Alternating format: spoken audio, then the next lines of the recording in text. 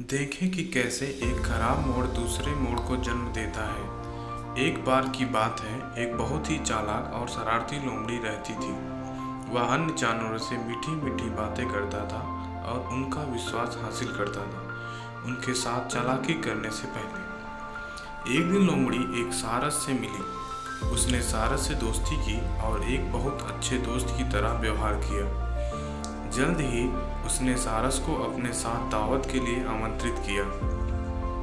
सारस ने खुशी खुशी निमंत्रण स्वीकार कर लिया। दावत का दिन आया और सारस लोमड़ी के घर गया और उसके आश्चर्य और निराशा के लिए लोमड़ी ने कहा कि वह वादे के अनुसार एक बड़ी दावत नहीं दे सकती और बस कुछ सूप पेश किया। जब वह सूप को रसोई से बाहर लाया तो सारस ने देखा कि वह एक उथले कटोरे में था। बेचारा लग अपनी लंबी चोंच वाला कोई सूप नहीं पी सकता था, लेकिन लोमड़ी ने थाली में से सूप को आसानी से चाट लिया। जैसे ही सारस ने अपने बिल की नोक से सूप को छुआ, लोमड़ी ने उससे पूछा, सूप कैसा है? क्या तुम्हें यह पसंद नहीं आया? भूखे सारस ने उत्तर दिया, ओह यह अच्छा है, लेकिन मेरा पेट खराब हो गया है और मैं और सूप नहीं पी सकता। मुझे आपको परेशान करने के लिए खेद है, लोमड़ी ने कहा।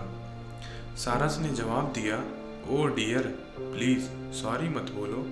मुझे कुछ हेल्थ प्रॉब्लम है और मैं तुम्हारे ऑफर का लुत्फ नहीं उठा सकता। वह लोमड़ी का शुक्रिया अदा करने और उसे अपने घर रात के खाने पर आमंत्रित करने के बाद वहाँ से चली गई।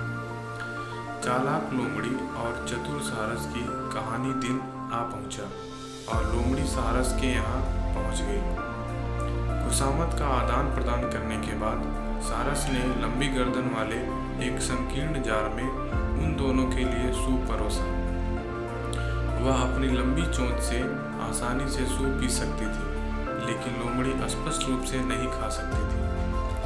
उसका खाना खत्म करने के बाद सारस ने लोमड़ी से पूछा कि क्या वह सूप का आनंद ले रहा है।